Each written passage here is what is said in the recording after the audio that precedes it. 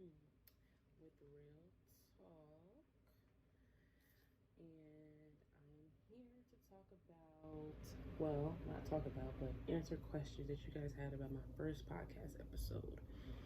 I know there was a lot of people that listened to it, that related to it, that appreciated it, and because I know loss is one of those things that's really, really, really hard to talk about. Nobody wants to talk about it. And there's people going through it who's just gone through it, or, just don't know how to go about it or what to feel and how to express that. So if you listen to my podcast, you will kind of understand how I dealt with it, how I'm dealing with it, and stuff, good stuff like that. Just my opinion on it. I have some questions that some people wanted me to answer after they listened to it, so I want to touch base on them. So the first question was, how did it feel to sleep alone right after he died? So I guess just like with any relationship where you have to move on and try to sleep alone, that part was the first thing I had to think about. And then being that he passed away, I had to really put in my head that this person was never coming back. But obviously I was in such a depressive state. I didn't know how I was going to put that in my mind. Because just like I said on my podcast, I didn't ever think that this person was going to pass away. So obviously it was like a big shock for me with that. So I just wanted to, I don't know, sleeping wasn't really a part of my schedule, wasn't really a part of my day. I was in such a depressive state, like mentally, I was just gone. Like physically, I wasn't even taking care of myself, my body. Spiritually, I wasn't even connecting with a lot. Even though me and this person were spiritually on another level, I still couldn't connect all the dots. So I was just kind of isolated from everybody and everything. So I didn't really sleep. So sleeping, and when I did sleep, it was like I'll go to sleep for a little bit, then I'll wake up and I'll be like, oh wow, this is real. And then be stuck. So I didn't really like sleep. I think for the first like few weeks, I kind of would just like, I didn't sleep. I barely ate. And it was like depressing every day. And then I think for maybe the next 6 months, me and my kids slept in the same bed. Like I couldn't even sleep by myself. At that time, my brother was actually living with me, so I had help, and he was a major help. So shout out to him, because I don't know what I would do what I would have done without him at that time. But yeah, I didn't sleep at all. It was really, really long, a really hard adjustment to do at that point in time. Yeah, so I'm going to the next question is, what did you miss the most afterwards? I missed everything. Everything. I went from, the saying where they're like, you don't miss something until it's gone. I mean, I've always been connected with this person, but knowing that okay, let me say this, even though regardless of whatever we went through as a couple, as people, as humans, and being that we shared this connection and we had children together, he was always a call away. So, and no matter where I was in my life, no matter what happened, no matter how far apart we were, he was always one call away. So when that happened, it was like, okay, wow, this person no longer a call away from me. So like, what do I do? So it's just that, like, missing hearing the voice and just appreciating the time, just a family, having a family, because that's something that I always wanted. Even though I was able to appreciate it and have that for as long as I had it for, I missed that the most after. I missed everything. I missed everything. I missed the talks, the friendship, the bond, the relationship I was seeing him build with our kids, the just that part the most, I guess. And it was really a hard adjustment though, going from having a family, always having a family, for this person always being there in our lives, to not being there anymore, to being a single mother. Like, I never would have thought that I was gonna literally be a single mom and have to do all of this by myself. I think that was the biggest change. The biggest change. I don't know. That was like really, really crazy. You know, see all these people go through all of this stuff with the mother of their kids or the father of their kids, and they're like, you know, they talking about them, or they going back and forth, and they doing this, that, and the third. It's like, bruh, I don't even have that, you know, even if he was still here and we weren't together no more. The fact that I know that this person would have always took care of his kids regardless. It's just, that's the part that I miss the most. Like, this person was like a great father, so they were always been taken care of regardless, no matter what. I wouldn't have to worry about nothing when it came to that, especially. So yeah, definitely miss that. I miss that bond. Next question was, what do y'all do for his birthday now? Well, like I said on my podcast, we do celebrate Father's Day. We celebrate the day that he passed away, and we celebrate his birthday. We don't do anything like super crazy. I don't think I have done anything yet that was super like crazy. It's just I ask my daughters what they want to do, and then they let me know, and then we go from there. Most times it's just, we might bake him a cake or get cupcakes or go buy a cake or whatever, and then get like balloons and candles, and we'll like release balloons. We'll talk to him and just say how we feel and ask questions and stuff like that, and just spend time together, spend the whole day together, just talking about him, just celebrating his life and what he would do if he was here. Like, what would we be doing right now if it was Tamara was here and it's his birthday? Like, but yeah, it's just try to keep him alive in spirit, because he is living through our children. So that's one of the biggest things. Even though they don't,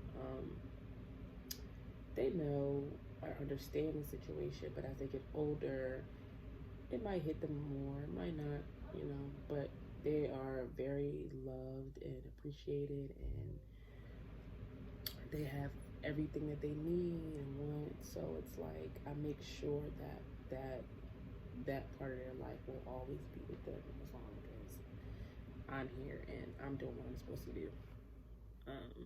They don't have to worry about that part. Okay, and the next question was, you said you felt like you lost yourself or a part of yourself. What did you feel like you lost? Well, during that period of time, so let's just go back, because like I said, me and this person pretty much grew up together. And now when I say grow up together, I don't mean like, oh my God, we were babies and kids growing up together.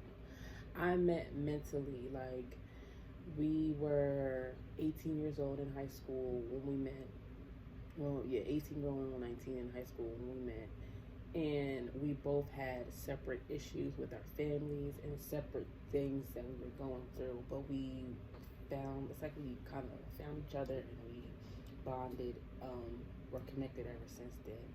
And we learned each other and we learned about life together. That's what I meant when we kind of grew up together. So when I say that, I grew such a huge emotional bond with this person, a physical bond with this person, and a spiritual bond. Like everything, mentally, everything was there, and I was super connected. And then when I got pregnant, it was like even more. So we just couldn't. We were inseparable. We couldn't be apart. Um, so when I say I felt like I lost myself, I feel like I lost a part of each one of those things. Like I lost a part of my mental. I lost a part of my emotional bond with that. I lost a part of my spiritual bond and the physical. I lost a part of me because it was like we were so like united together. Like we were like a unit. So when it's like he left me, it's like dang, that part of how I feel is gone. That part of my emotions, that part of my mental, that part of the physical is gone. And now I have to rebuild again on those feelings, and rebuild on that for myself first, and then try to, rebuild a connection if I was to ever move forward with my life at that time.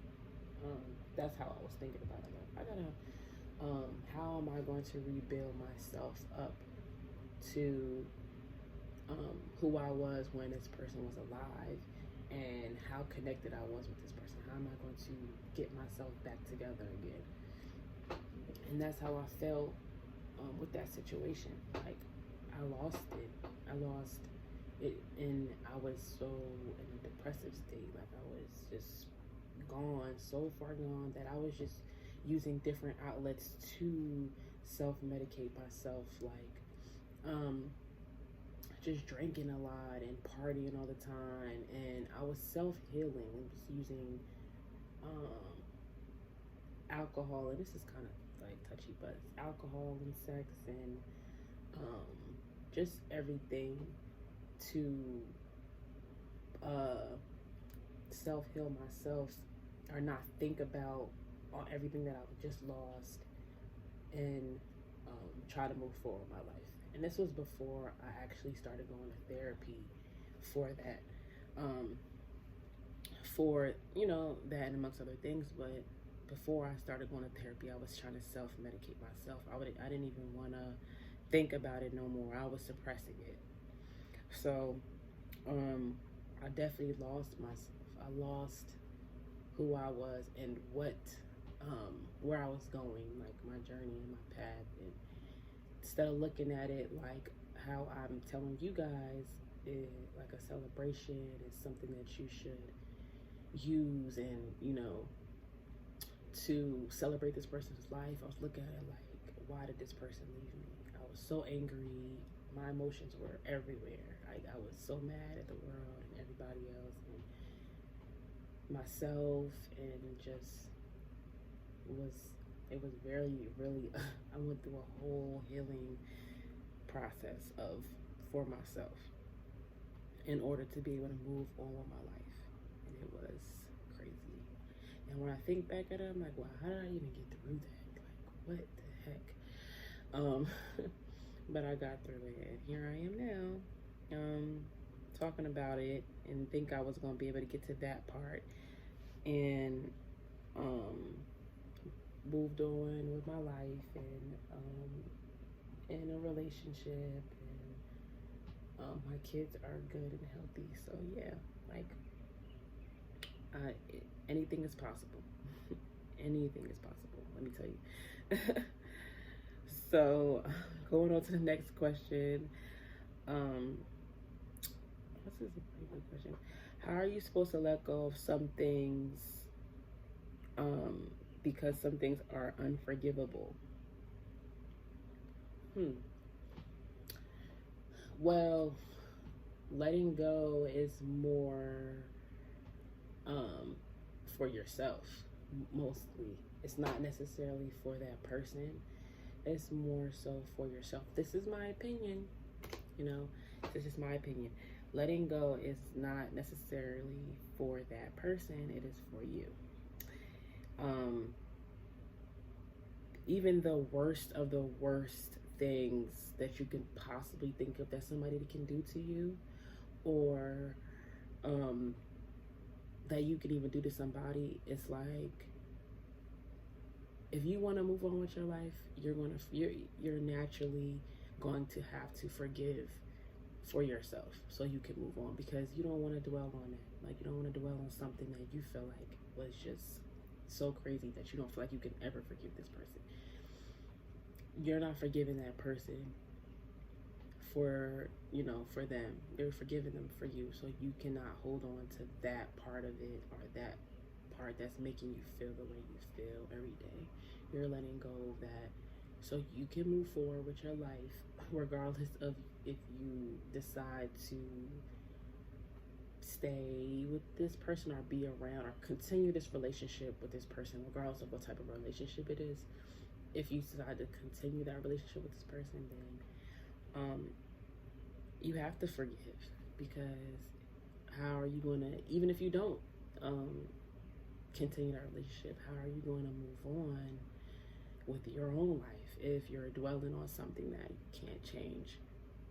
You can't change, you can't go back in time and change how that person did you or whatever happened in that situation. You can't go back and change that. All you can do is move forward and help yourself.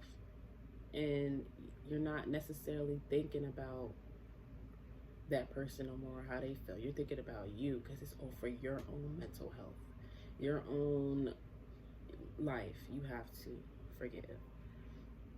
Some things do feel like they're unforgivable. Sometimes it takes us a while to be like, okay, I'm letting go now. Because some things you sit here and you dwell on, you think like, oh my God, like, how could this person do this to me? Or like, how could this even happen? Like, why did I deserve this? And you question and you question and you question and you question. And then sometimes it takes people a long time, and I've been there. It takes them a long time to just put it in their head like, okay, whatever, I'm moving on. Because they think that is the worst thing in the world, but you're letting go for you. Forget whatever that made you feel like, and not forget what it made you feel like, but just stop dwelling on that. But it doesn't mean you have to forget. It also might change the way you look at that person. It might change the way you deal with that person, and might not. You might still deal with the person the same way. It might not change how you look at them, but you're not going to forget what they did. You're not going to forget how they made you feel. And also, it's on that person to, if you're going to continue to be in that relationship, whatever relationship that it is, it's on to that person to help you through that. Make you feel secure, reassure you, help you to know that you can trust me, or you can make me, you can still have these same feelings for me. I do apologize, but apologizing with their actions, not more so with their words. So, yeah, you don't want to continue to dwell on something that you can't change. You can't go back and change anything. You gotta just keep on moving, keep moving forward. But don't forget, do not forget it made you who you are, and you just keep it moving, So that was the last of the questions that I have for my Q&A for my first episode. And like I said, I'm so happy that you guys appreciated. I do want to say that why I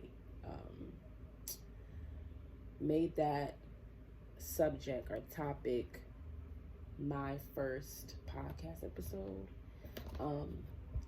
I made that my first one because a lot of people always ask me questions about my daughters and their father and stuff like that. People that I don't even know will be like, well, are you and the father still together? Or how, people ask so many questions, and I'm not opposed to answering those questions. I'm not opposed to being like, oh, it's none of your business. Like, if I'm having a casual conversation with somebody, then it's like, okay, it's nothing for me to talk about now, and I don't feel any type of way.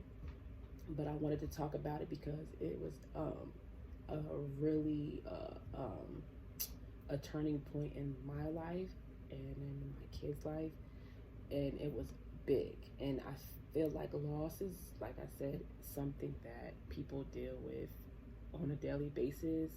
It's untimely and it's timely. You just don't know, and you may know. So it's a touchy subject. People relate to it, and my these are my opinions on my opinions on the subject. Not, I mean, you can take it how you want to take it, but this is how I feel about it. And yeah, I hope you guys enjoyed it, and thank you so much for all the feedback that I've been getting on it, and I hope you guys liked my Q&A.